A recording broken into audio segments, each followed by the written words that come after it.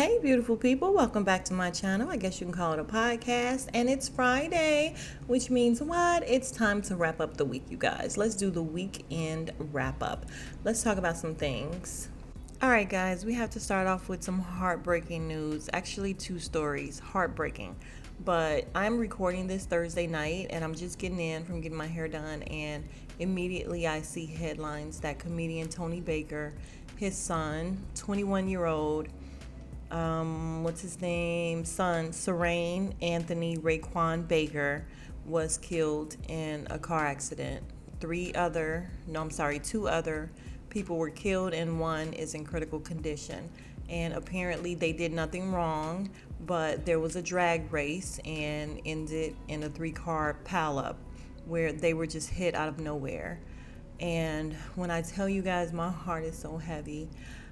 I just feel so bad because I actually follow Tony Baker. I follow him on Instagram. I think he's funny. I found out not long ago that he's actually from Chicago, and I'm sorry, I just have, a deep love for people from Chicago because I feel like we're all family, and it's just so sad. Like, I hate this for him. I mean, I hate it for anyone, but I just hate this for him because, I follow him, so I've seen him post his son, and this is just awful, you guys. And my daughter, 23-year-old, wonders why I have a fit every time she leaves the house because you just never know. And you can't drive for others, you know. I'm just sick about this, you guys. I hate it. So our condolences, our sincere prayers and condolences go to Tony Baker and his family. Yeah. All right, and unfortunately, piggybacking off that story is the story of Fetty Wap. And we want to send our condolences to him and his co-parent and their entire family for the loss of their 4-year-old daughter. 4 years old. You guys, this stuff is killing me.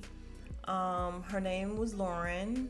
They called her Lolo. I have a Lauren, my niece Lauren, that I call Lolo. Like, all of this stuff just touches me. It just does. And unfortunately, we didn't know how she had passed. We just knew she passed, and it was unfortunate. But it came out today, thanks to big ass mouth TMZ, that she unfortunately had a heart condition that she had been dealing with since birth. So she died in her sleep, according to them.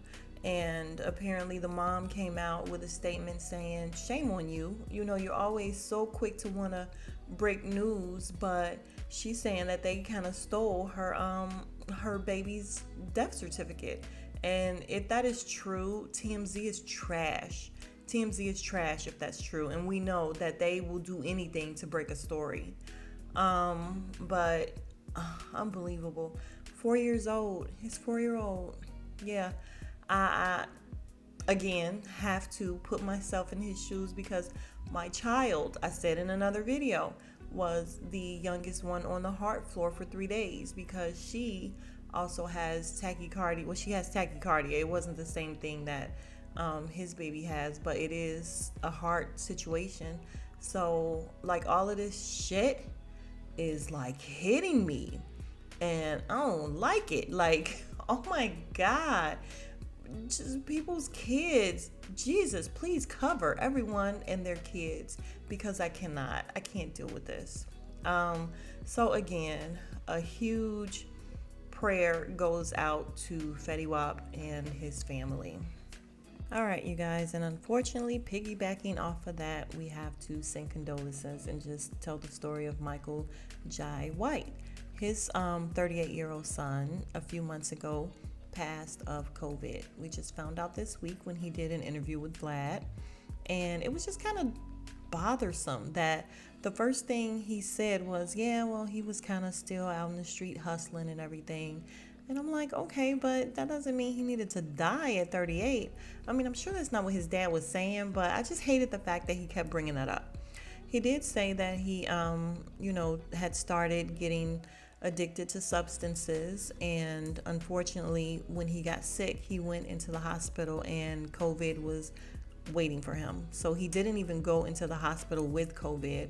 He developed COVID because of underlying issues that he had, Michael said, from the substance abuse. And the COVID is basically what he called it, a knockout punch. So unbelievable. Very, very awful. And unfortunately, he has 6 kids, and 38, he's gone like way too soon. So condolences to Michael, even though he sounds like, I'm not going to say he sounds like he's okay with the fact that his kid passed, but it was just kind of a, well, it wasn't immediate. He was in the hospital, kind of a, it is what it is, which I did not like about the interview, but it could have definitely been Vlad, because Vlad is trash. And I know I call everybody trash, but Vlad is definitely trash, you guys. Because even in this interview, not once did he say, "I'm sorry to hear about your son," or anything like that. He just went on to joke right after. Ugh, straight trash. I cannot stand Vlad. I really don't. I think he set up all black men and women to look crazy and tell on themselves. And for some reason, they end up doing it. Okay, but I digress. Let's get back to the weekend wrap up. All right, you guys, and next is petty news. And up in petty news would be Nelly, okay? Because the blogs just had a field day with the fact that he and his 7-year relationship is over with Chantel.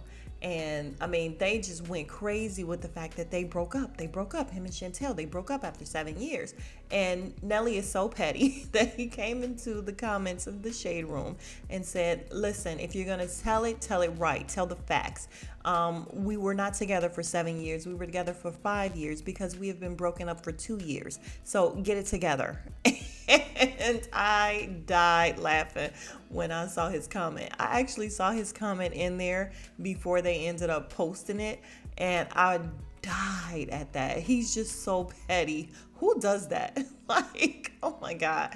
But anyway, we don't care about him and Chantel. We don't want him and Ashanti back together because he did her dirty. So we don't care about Nelly, but he's so petty. Petty award goes to Nelly for this week. All right, you guys, let's talk about Ronnie O'Neal. Ronnie O'Neal is the goof troop who tried to represent himself in court after killing his girlfriend and his daughter and attempting to kill his son.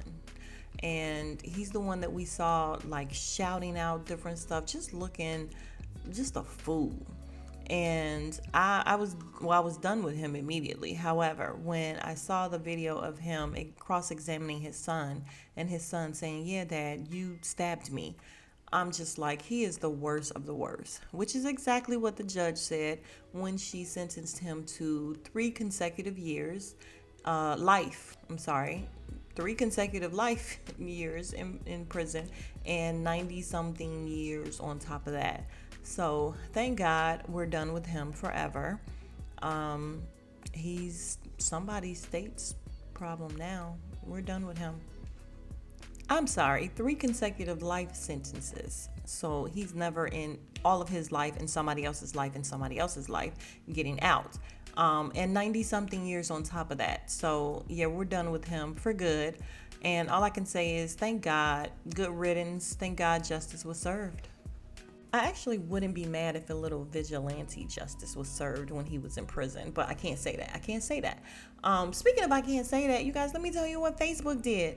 Okay, so my niece, Tiana, told me something that her mom did or did not do, and I was just like, oh my God. I typed back, oh my God, I'm gonna kill your mom. Do you know they put me on restriction? I just started getting like all kind of, listen, your status is you're restricted. You can't talk like that. You can't kill people. That's not nice. And every time I logged on, it was like, you're restricted. And I'm like, what the heck is going on with Facebook? I'm not going to really kill my sister. Jeez. All right, you guys. And next, let's talk about Judge Judy. All right, I'm just going to read it verbatim because we want to know exactly what's going on here. So it says CBS and Shenlin. Okay, and the article reads, CBS and Shenlin, one of the highest paid TV hosts, has been entwined in a 6-year court battle with Rebel Entertainment. The latter claims that the Manhattan Family Court judge's salary is unreasonable and that she accepted the salary to limit profits for the agency. Shinlin's pay rose from $20 million to $47 million in 2010. This lady has been making $47 million a year since 2010. I just want to point that out. Rebel Entertainment's lawyer compared Shinlin's salary to David Letterman, Jay Leno, and Conan O'Brien's earnings. The lawsuit states that the three men had annual salaries of $28 million or less. Jeez, because that's nothing, right? Okay, and basically at the end of the article, it just says that the judges found that there's no reason for an entity to reclassify a performer's salary. Like, who are you guys to say what she should and shouldn't be getting? So she wins $47 million a year, and she's been getting it since 2010. Just wanted to point that out again. So I'm in the wrong profession. What I wouldn't give to be paid $47 million a year to just sit around and judge people. I mean, I do it for free all the time. So pay me. All right, you guys, and in No One Gives a Shit news, we have Ice-T, Coco, and their daughter, Chanel. Who cares that she still breastfeeds her kid at 5 years old? Like, it was blog news like crazy all week, and my whole thing is, I don't care. Why do we care? That's her business. I don't care. Like, I honestly just don't care. And people were very disgusted by the fact that she does this. And I mean, I know they do it in, what is it, like Europe and stuff. They do it all the time. I'm not saying it's okay.